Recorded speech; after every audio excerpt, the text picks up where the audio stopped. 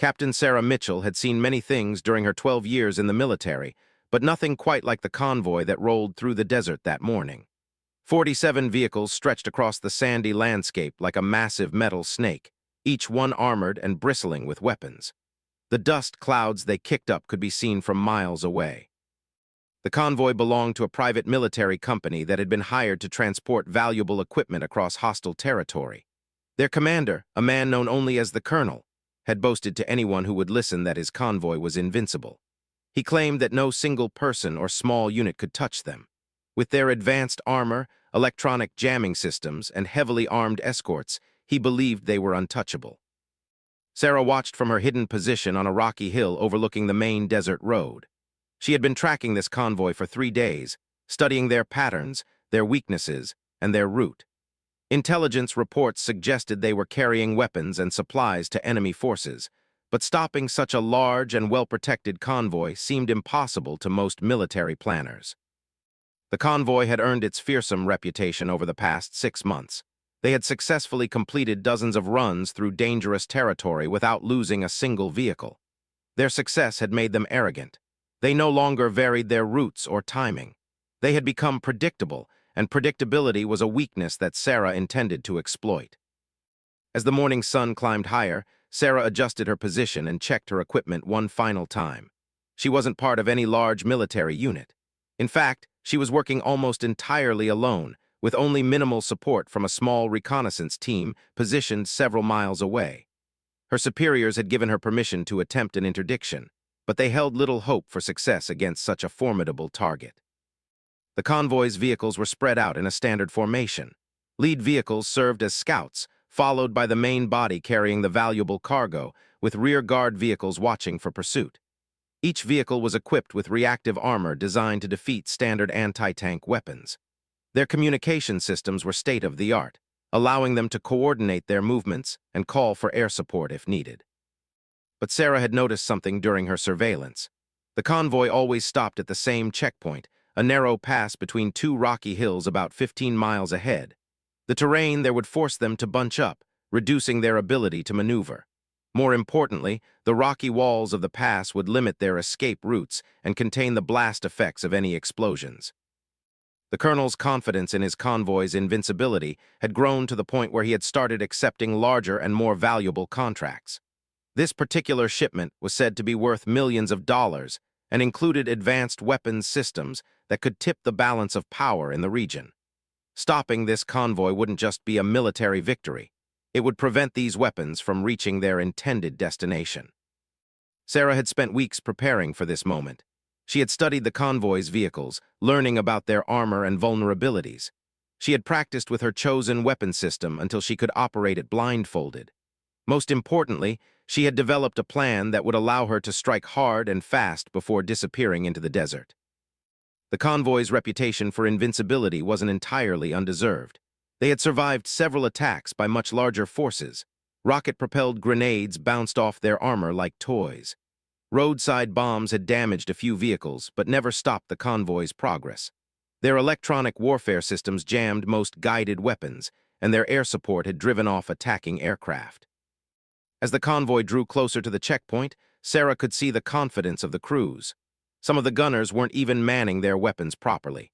A few vehicles had crew members riding on top, enjoying the desert air rather than staying buttoned up inside their armored protection. Their success had bred complacency, and complacency would be their downfall. The lead vehicles entered the narrow pass right on schedule. Sarah watched through her binoculars as vehicle after vehicle funneled into the confined space between the rocky walls. Soon, all 47 vehicles would be trapped in the kill zone she had prepared. The convoy that claimed to be invincible was about to learn that no military force is truly unstoppable when facing the right combination of skill, preparation, and determination. The colonel rode in the command vehicle near the center of the convoy. He was probably feeling confident as his formation moved through what appeared to be empty desert. His intelligence reports had shown no significant enemy activity in the area. His scouts had found no signs of prepared ambush sites.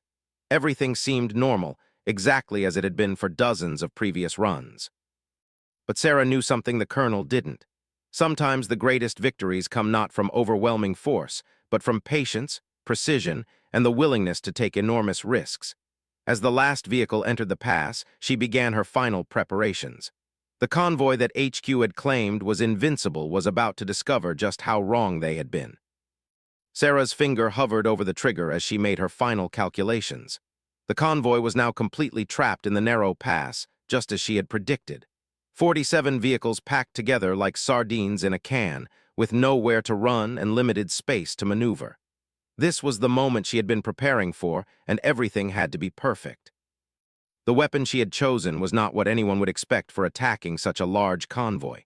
Instead of multiple missiles or heavy artillery, Sarah had placed her faith in a single, precisely targeted explosive device. It wasn't the size of the explosion that mattered, but where it would occur and what it would trigger. For weeks, Sarah had studied the geology of the pass. The rocky walls on either side were not solid stone, but layers of fractured rock held together by millions of years of pressure and natural cement. More importantly, recent geological surveys had identified several stress points where the right kind of shock could trigger a massive rockslide. Sarah had positioned her explosive charge at the base of the most unstable rock formation on the eastern wall of the pass. The charge itself was relatively small, but it was shaped and positioned to create maximum structural damage to the already weakened rock face. When detonated, it would bring down thousands of tons of rock onto the convoy below. As she prepared to trigger the device, Sarah thought about the intelligence that had led her to this moment. Months of intercepted communications had revealed that this convoy was carrying more than just standard weapons. Hidden among the usual cargo were components for chemical weapons, advanced guidance systems for missiles, and encrypted communication equipment that would allow enemy forces to coordinate attacks with deadly precision. The decision to attack the convoy had not been made lightly. Sarah's commanding officers had debated for weeks about the risks and benefits. The convoy was operated by a private military company that claimed to be neutral, but intelligence clearly showed they were working for hostile forces. Stopping them would save lives, but attacking such a well-protected target seemed nearly impossible.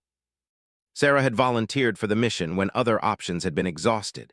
Airstrikes had been ruled out because the convoy traveled through populated areas. A large-scale ground assault would require resources that weren't available. Electronic warfare attempts to disable their vehicles had failed due to their advanced countermeasures. It seemed like the convoy truly was invincible. But Sarah had seen something that others had missed. During one of her reconnaissance flights, she had noticed the geological instability of the pass. A chance conversation with a mining engineer had revealed how precisely placed charges could trigger controlled avalanches. The idea was born from desperation, but careful planning had turned it into a viable strategy.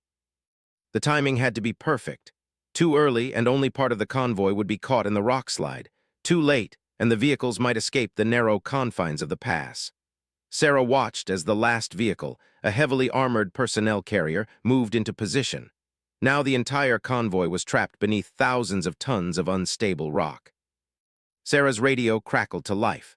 Her support team, positioned miles away with high-powered telescopes, confirmed that all vehicles were in the target zone. There was no turning back now. The convoy that had terrorized the region for months was about to learn that even the most powerful military formation could be defeated by the right combination of knowledge, preparation, and courage. The detonator felt heavy in Sarah's hand as she made the final decision. Intelligence reports suggested that the convoy's cargo included materials for chemical weapons that could kill thousands of innocent civilians. The crew members below were soldiers, but they had chosen to work for forces that targeted civilians and violated international law. Stopping them was not just a military necessity, it was a moral obligation. Sarah pressed the trigger. The explosion itself was smaller than most people would expect. A brief flash of light followed by a sharp crack that echoed off the canyon walls.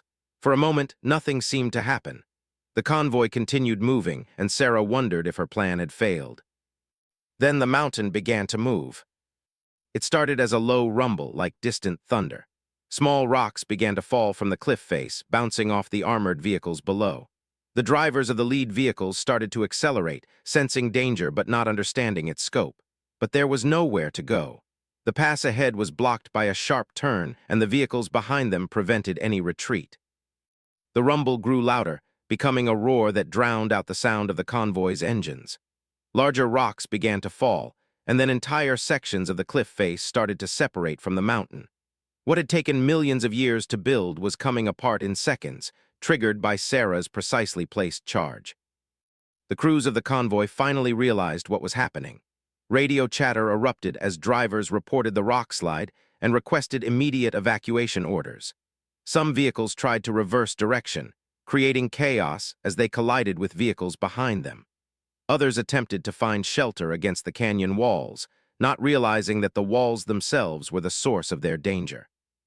The colonel's voice cut through the radio chaos, demanding to know what was happening.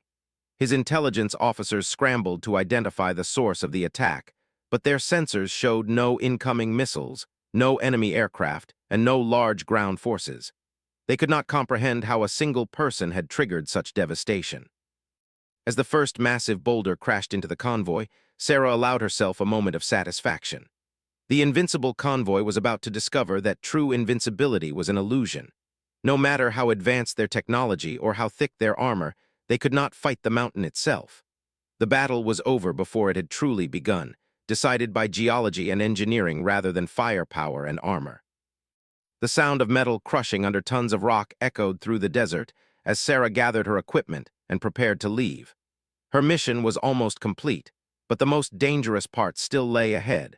She had to escape from the area before enemy forces arrived to investigate the destruction of their supposedly invincible convoy.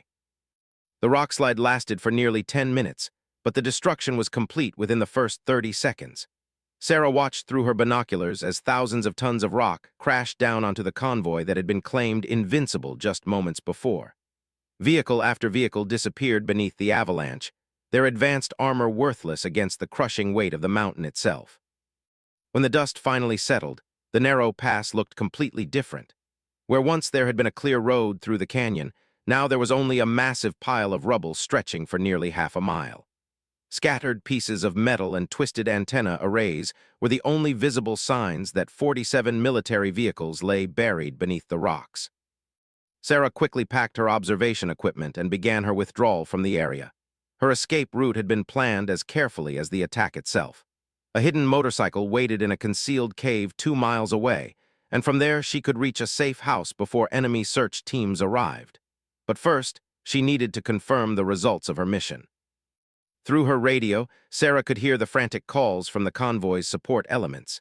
Aircraft were being scrambled to investigate the loss of contact with the convoy. Ground search teams were mobilizing from bases hundreds of miles away. But it would take them hours to reach the scene, and by then Sarah would be long gone. The colonel's command vehicle had been positioned near the center of the convoy when the rockslide struck. His final radio transmission, cut off mid-sentence, had been a confused demand for situation reports from his vehicle commanders. Now his voice was silent, along with all the others who had believed in the convoy's invincibility. As Sarah made her way down the rocky hillside toward her escape route, she reflected on the mission's success. Intelligence estimates suggested that the convoy had been carrying enough weapons and equipment to supply enemy forces for months. Chemical weapon components, advanced missile guidance systems, and encrypted communication gear were now buried under tons of rock, unavailable to those who would have used them against innocent civilians. The private military company that operated the convoy had built their reputation on successful missions through hostile territory. Their marketing materials boasted of advanced technology, superior training, and an unbroken record of successful deliveries. That record was now permanently broken, and their claims of invincibility had been exposed as dangerous overconfidence. Sarah reached her motorcycle and began the journey to safety. Behind her, smoke from burning fuel and electrical systems created a dark column that rose into the desert sky. The sound of aircraft engines could be heard in the distance as search and rescue helicopters raced toward the scene. But they would find no survivors to rescue, only the wreckage of what had once been considered an unstoppable force. The intelligence reports that had justified the mission proved accurate in the aftermath. Specialized teams that eventually cleared the rockslide discovered the chemical weapon components, confirming that the convoy had indeed been carrying materials that could have killed thousands of civilians. Advanced guidance systems for missiles were found crushed beyond repair, preventing their use in attacks on population centers. The destruction of the convoy sent shockwaves through the private military industry. Companies that had claimed their forces were invincible suddenly found themselves questioning their own vulnerabilities. The seemingly impossible had happened. A single person had destroyed an entire convoy using nothing but knowledge, preparation, and the natural forces of the mountain itself. Enemy forces that had been counting on the convoy's cargo found their plans disrupted. Planned attacks had to be postponed or canceled entirely due to lack of equipment. The chemical weapons program that the convoy had been supporting was set back by months, possibly saving hundreds of lives. Military planners on the opposing side began to question whether their supply lines were as secure as they had believed. Sarah reached the safe house as the sun was setting over the desert. Her mission debriefing would wait until she returned to base, but she already knew that the operation had exceeded all expectations. What had seemed like an impossible task had been accomplished through careful planning and precise execution. The media coverage of the convoy's destruction focused on the mysterious nature of the attack. Military analysts struggled to explain how such a well-protected formation could be completely destroyed without any evidence of a large-scale assault. Some speculated about secret weapons or experimental technology, but the truth was much simpler. Sometimes the greatest victories come from understanding your environment and using it to your advantage. The colonel's superiors launched an investigation into the convoy's destruction, but they found no evidence of the massive military force they expected to discover. Satellite imagery showed no large troop movements, no missile launches, and no airstrikes. The convoy had simply entered a narrow pass and been buried by a rock slide that appeared to be triggered by a small explosive device. For months afterward, military tacticians studied the destroyed convoy, trying to understand how their invincible formation had been defeated so completely. The lessons learned from Sarah's mission would eventually lead to changes in convoy protection protocols, route planning, and threat assessment procedures. But for the enemy forces who had lost their weapons shipment, these lessons came too late. The private military company that operated the convoy never recovered from the loss. Their reputation for invincibility was shattered, and clients began to question whether any military formation could truly be unstoppable. The company eventually disbanded, its personnel scattered to other organizations that were hopefully more humble about their capabilities. Years later, military historians would study the destruction of the convoy as an example of asymmetric warfare at its most effective. A single soldier, armed with knowledge and determination, had accomplished what entire armies might have found impossible. The mission proved that in warfare, intelligence and preparation could triumph over superior numbers and advanced technology. Sarah's identity remained classified, and her role in the convoy's destruction was never officially acknowledged. But among the intelligence community, her mission became legendary as proof that no target is truly invincible when faced with the right combination of skill, knowledge, and courage. The convoy that headquarters had claimed was unstoppable had been obliterated by one person who refused to accept that any enemy was beyond defeat. The mountain pass where the convoy met its end was eventually cleared and reopened, but it served as a permanent reminder that overconfidence could be fatal. New convoys that traveled through the area moved quickly and quietly, their crews remembering the lesson learned by 47 vehicles that had discovered too late that invincibility was an illusion.